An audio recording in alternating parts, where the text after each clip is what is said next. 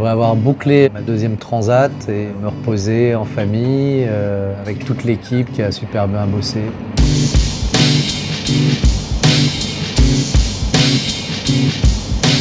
C'était tout sauf là où on pensait être à ce moment précis. On est juste dans le train, faire la tournée des partenaires pour les rassurer, pour leur dire qu'on se bat, qu'on lâche rien, que c'est une péripétie cet accident et que ça va nous rendre plus forts.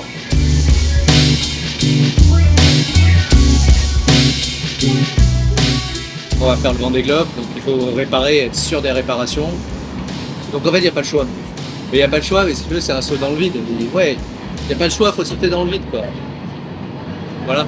Et moi, je suis juste à ce moment-là, il n'y a pas le choix, il faut sauter dans le vide. Et d'un autre côté, le saut dans le vide, je l'ai fait quand j'ai décidé de me mettre dans cette aventure-là. Mais tu vois, il y a un moment, j'aimerais bien que ça s'arrête. Parce que depuis le début de cette aventure, j'ai l'impression d'être un funambuliste, marcher au bord d'une falaise, tu vois, et à chaque fois ça marche, hein, ça marche, ça passe. Mais voilà, j'aimerais bien que le fil du funambule s'élargisse un peu et que ça devienne un chemin, ça serait chouette.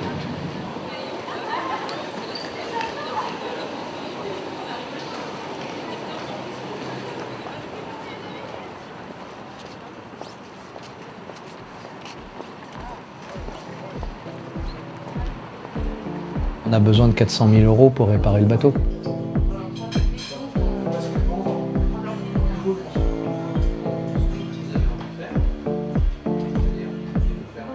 On abat un peu rapidement, Tu te fais sauter et en fait, dans la bâtée, le bateau charge, et l'accroche du safran arrière se pète. Ah merde.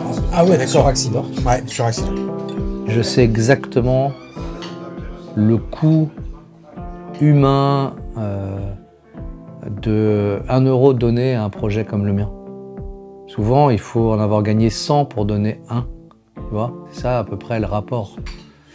Donc là, je suis à un moment où je sais pas, tu vois, il faut que je trouve les solutions pour trouver ces financements-là. C'est sûr que je vais leur demander de l'aide et je sais pas comment ils vont se comporter, donc je te dirai ça plus tard. Oui, ils sont réceptifs et oui, je pense que ça va bien se passer. Mais ça ne change pas que je suis terriblement gêné et que j'aime pas ça, j'aime vraiment pas ça.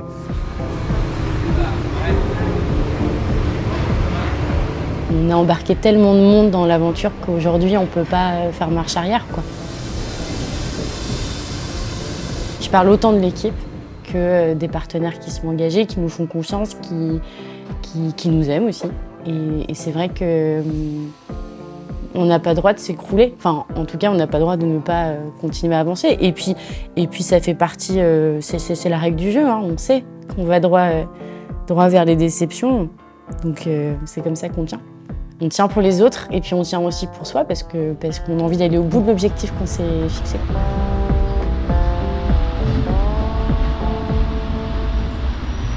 Montparnasse, bienvenue. Assurez-vous de ne rien oublier à bord.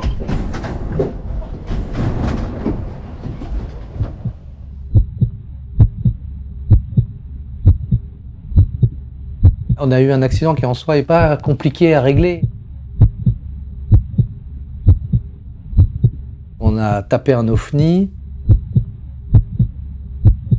qui a explosé la structure du bateau à l'endroit de l'impact. Il y a eu un double impact.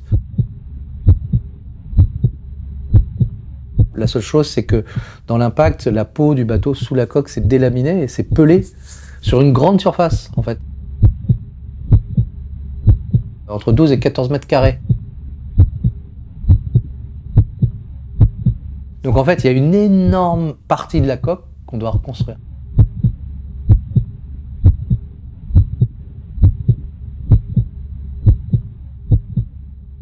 C'est un bateau qui vaut 5 millions d'euros, donc tu vois, on n'est pas loin des 10% du prix du bateau, c'est exorbitant, quoi. Voilà. Et c'était pas prévu du tout.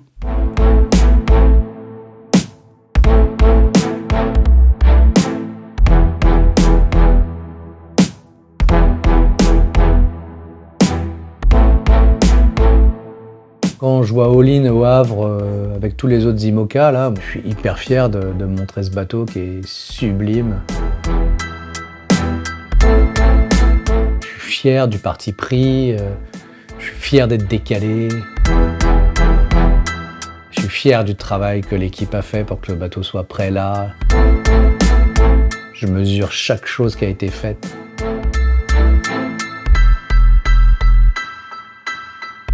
Je pense que le moment où j'ai compris qu'il était là, c'est le moment où on a fait le baptême, qui était un moment magique. C'est à ce moment-là que je me suis remerciée et que j'ai remercié tous celles et tous ceux qui étaient présents ce jour-là.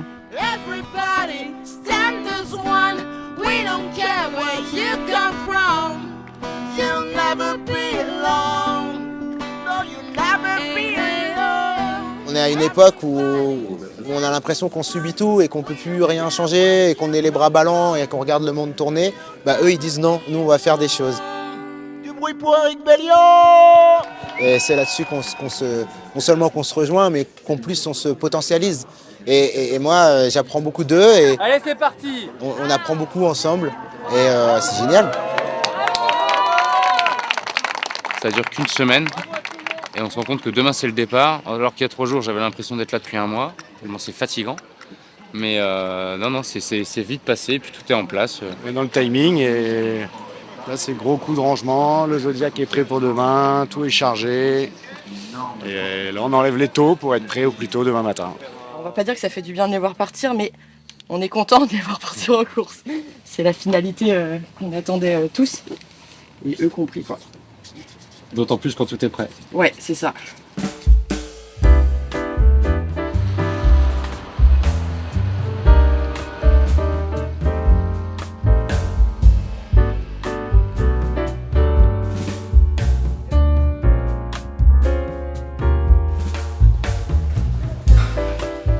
Honnêtement, moi, le jour du départ de la Transat Jacques Vabre, je me frottais un peu les mains en me disant « Ouh là là là là là, la petite Marie, là, elle va aller se faire un peu de céramique, elle va être bien ». Elle va se poser un peu, là ça fait quelques années qu'on n'a pas en fait eu de moments où on se pose sans charge mentale. Et donc là je me suis dit c'est génial, trop chouette. Et non. Ready to go? Bah non. Non. Ça vient d'être annulé là. Ah c'est lui? Ouais. Sans blague. Les IMOCA restent à quai là. On vient d'apprendre. Là il y a 10 minutes. Au-delà des classiques notions d'espace où l'homme projette ses pas, il est une dimension où peuvent se glisser par les innombrables portes du temps ses désirs les plus fous. C'est la faille spatio-temporelle, une semaine à la maison. Il y a des rafales à 70 nœuds, donc ouais, c'est pas simple, hein. C'est pas simple de trouver un moment où ça va partir. On attend des nouvelles, peut-être ce soir. Une zone où l'imagination vagabonde entre la science et la superstition.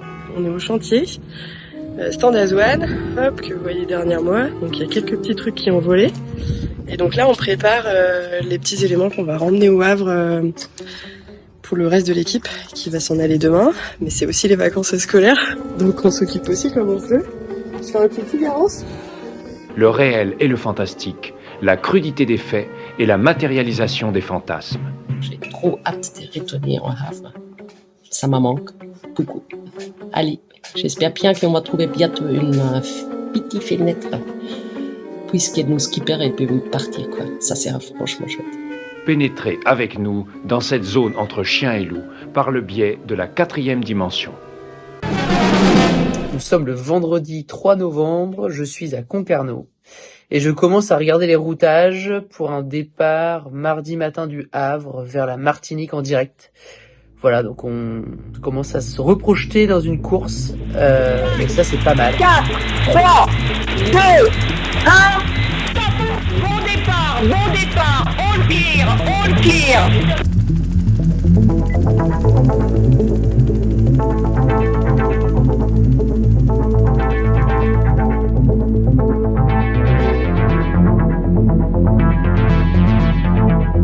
On est à bloc, on est parti à fond les ballons.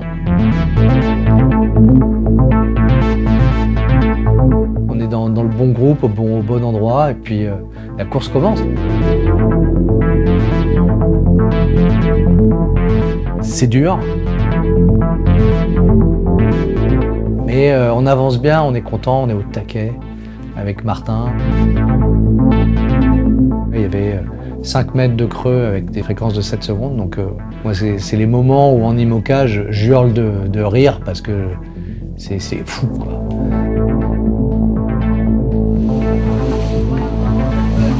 Personne ne peut se rendre compte de ce qu'on vit à ce moment-là. Le bateau, il fonce dans la nuit, il rebondit sur les vagues. Enfin, c'est là où l'IMOCA devient fou. Faut qu'on serre les dents, Dans 1 heure, c'est terminé.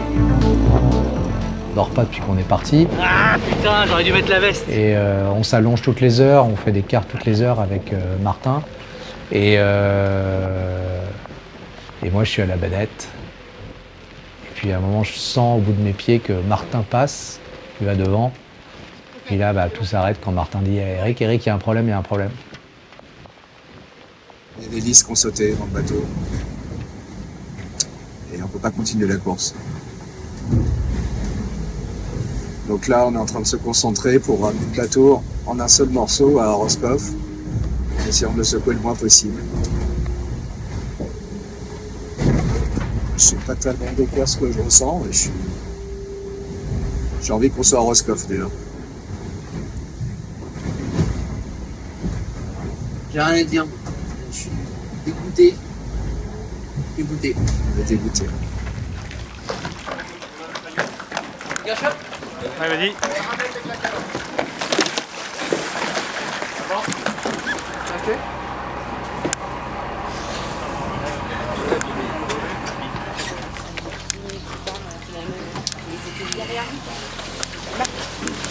C'est-à-dire que vraiment dans le siège,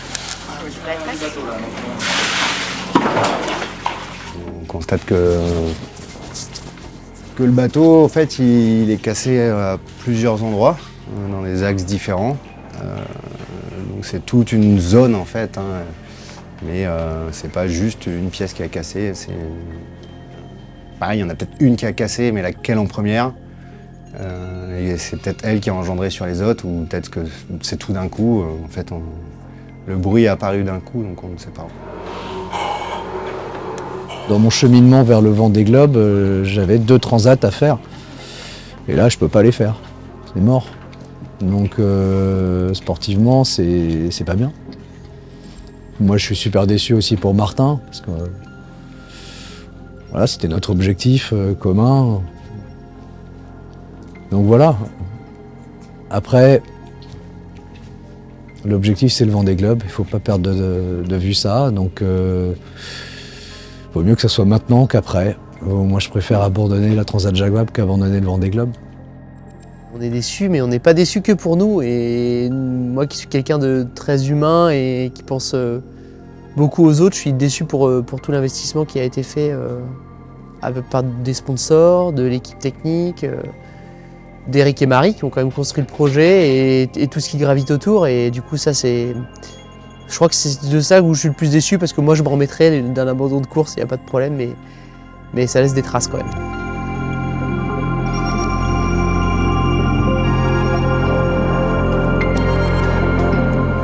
On se pose beaucoup de questions à ce moment-là.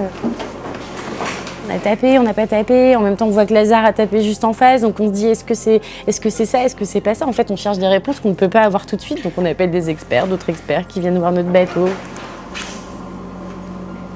Et ce coup de téléphone complètement improbable de David Raison qui nous dit, mais en fait, je peux pas ne pas vous le dire, mais je crois qu'on peut réparer et on peut y aller. On décide d'y aller. On décide de réparer. Et on se donne les moyens. Un petit peu à l'arrière, on sort le bateau comme ça à la main. Et après, je l'oriente un peu plus et je sors.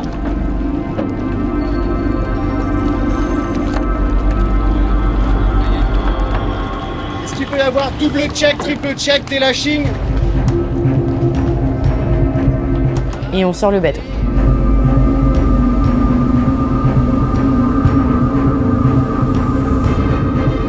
Personne de chaque côté à tenir les outriggers. On le met sur ses berres.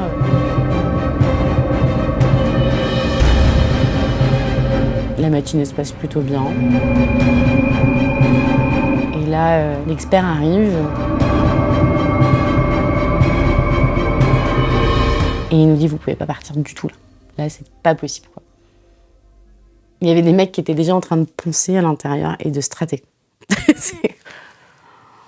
Et on se rend compte que c'est beaucoup plus grave que ce qu'on avait déjà aperçu. Donc là, c'est encore un coup de massue, quoi. Et là, je crois que c'était un peu trop.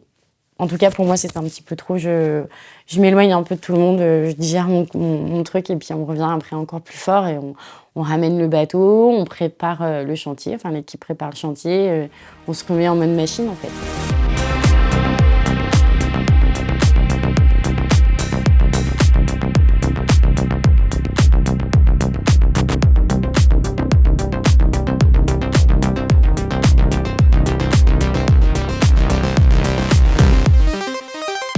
Des galères, on va encore en avoir.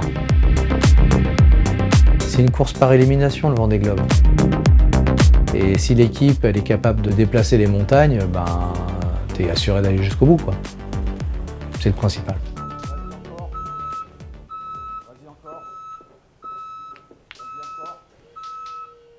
Dire au revoir au monsieur. Madame, monsieur, bonjour, vous êtes arrivé avec un peu minutes de votre train. Assurez-vous de n'avoir rien oublié à votre place avant de descendre. Donc là, on rentre après une semaine de tournée des partenaires à Paris. Là, moi, je vais voir l'équipe. On est bon. Voir comment s'est passée leur semaine. Et puis, on va après au Noël du pôle Finistère course au large. Donc, c'est super. Ils ont organisé quelque chose pour les familles, pour les petits.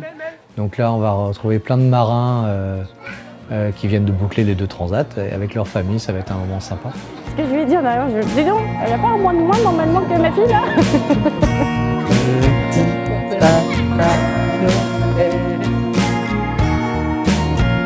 Faut tourner la page de 2023 et ouvrir la page de 2024.